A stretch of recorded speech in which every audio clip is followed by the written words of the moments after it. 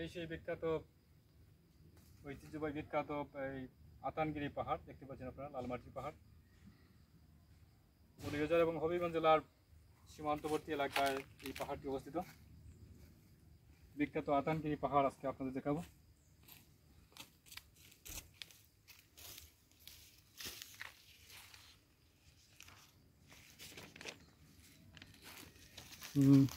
Hello viewers, আমাদের MB documentary চ্যানেলে আপনাদের প্রত্যেককে স্বাগত। এই সেই বিখ্যাত আতানগিরি পাহাড়। এই পাহাড়টি সিলেট অঞ্চলের দুটি জেলা অর্থাৎ মৌলভীবাজার এবং হবিগঞ্জ জেলাকে আলাদা করেছে, বিভক্ত করেছে এই পাহাড়টি। এখানে একসময় সিলেট অঞ্চলের কুখ্যাত ডাকাত সর্দাররা পাহাড়ের গুহায় গোপন বসতি স্থাপন করে যুগ যুগ ধরে বসবাস করতেন। অর্থাৎ কুখ্যাত ডাকাত সর্দাররা যুগের পর যুগ এই পাহাড়ের আনাচে কানাচে বিভিন্ন জায়গায় বসবাস করতেন যুগের পর যুগ। আর ওখান থেকে এই হবিগঞ্জ এবং মৌলভীবাজার জেলার প্রবাসী অধ্যুষিত এলাকায় ডাকাতি কার্য পরিচালনা করতেন এসব ডাকাতরা।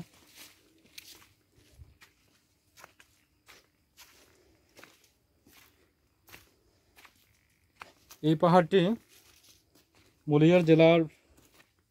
মৌলভীবাজার জেলা হেডকোয়ার্টার্স থেকে এই পাহাড়টির দূরত্ব প্রায় 18 কিলোমিটার। 18 কিলোমিটার পশ্চিম দিকে এই পাহাড়টি অবস্থিত। আপনারা জেনে থাকবেন, আজ হতে প্রায় 40-50 বছর পূর্বে এই এলাকাটি এমনই জঙ্গলি অঞ্চল, অর্থাৎ গহীন জঙ্গল আর ছোট বড় পাহাড় টিলা আচ্ছাদিত ছিল। এতদ এলাকার আশপাশ দিয়ে যাতায়াত করিতে দিন দুপুরেও মানুষজন ভীষণ ভয় পেতেন।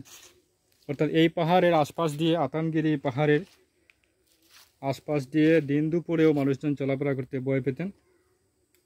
আর রাত্রিবেলা তো চলাচলের প্রশ্নই আসে না। সন্ধ্যা নামার পরপর এখানে বিরাজ করত নিস্তব্ধ নীরবতা।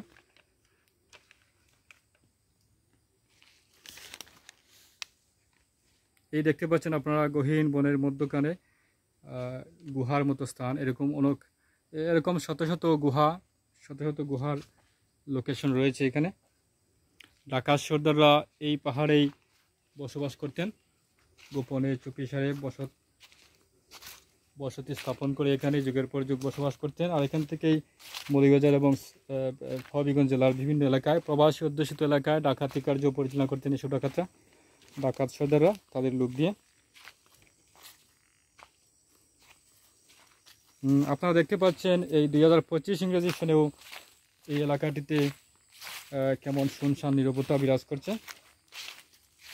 আমি 2025 সনের এই অর্থাৎ আজকে মার্চের প্রথম সপ্তাহ, এই মার্চ মাসেও আপনারা দেখতে পাচ্ছেন কেমন শুনশান নীরবতা।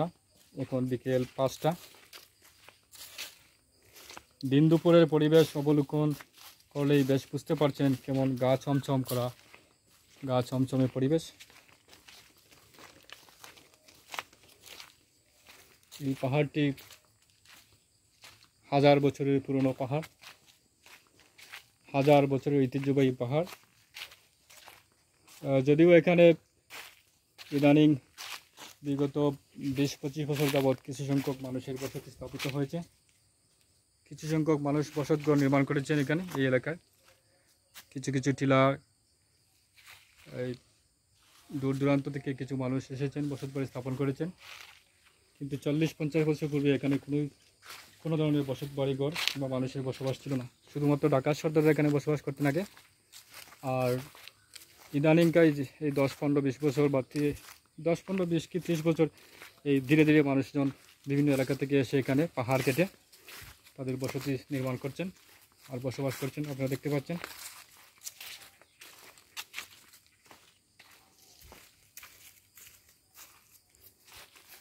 এখানে সামনে যতদূর যাওয়া যায় শুধু পাহাড় আর পাহাড়, চারপাশে পাহাড়, পশ্চিমে পাহাড়, পূর্বে পাহাড়, উত্তরে পাহাড়, দক্ষিণে পাহাড়।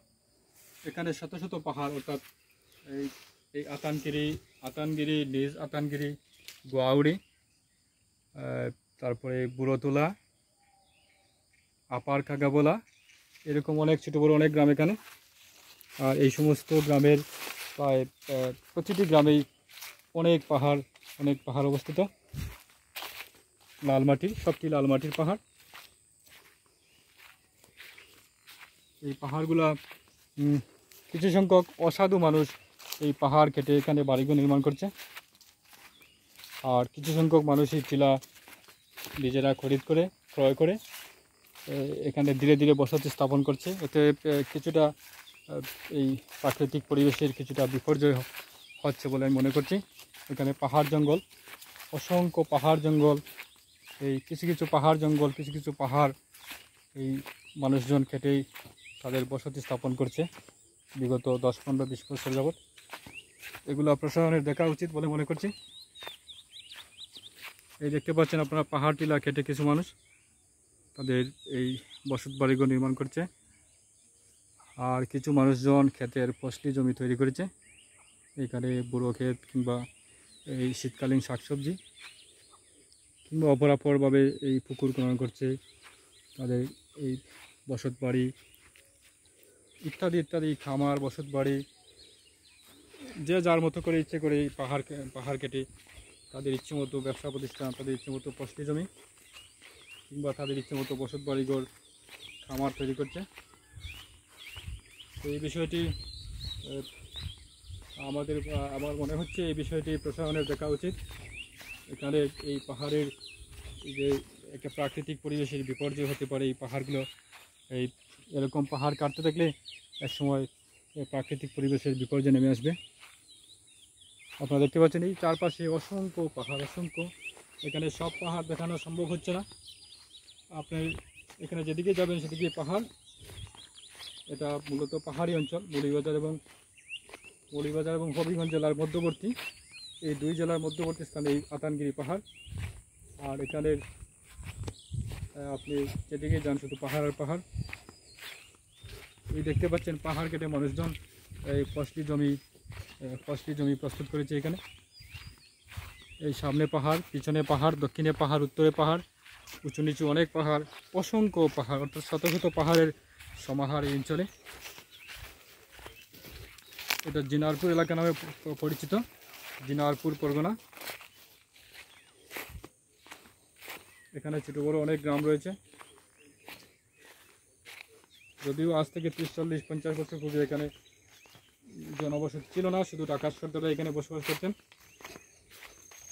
আর ইদানিং দেখছেন আপনারা পাহাড় টিলার কেটে অনেক মানুষ তাদের বসতি নির্মাণ করেছে।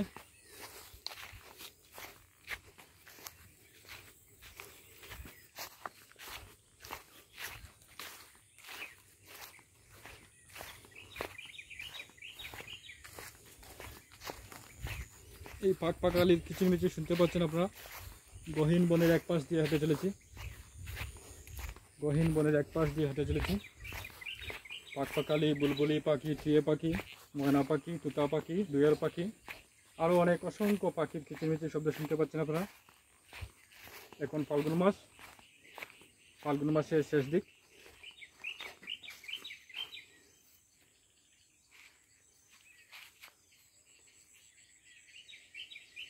তো আজকের মতো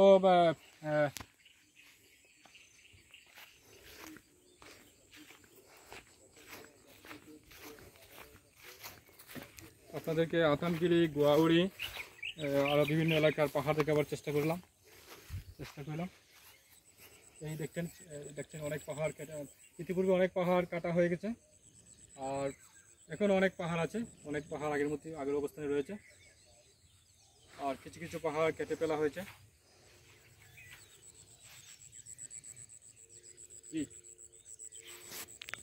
তো আজকের মতো আমি এখানেই শেষ করছি। অন্য একদিন দেখা হবে অন্য কোনো ভিডিওতে। সেই পর্যন্ত ভালো থাকবেন। খোদা হাফেজ।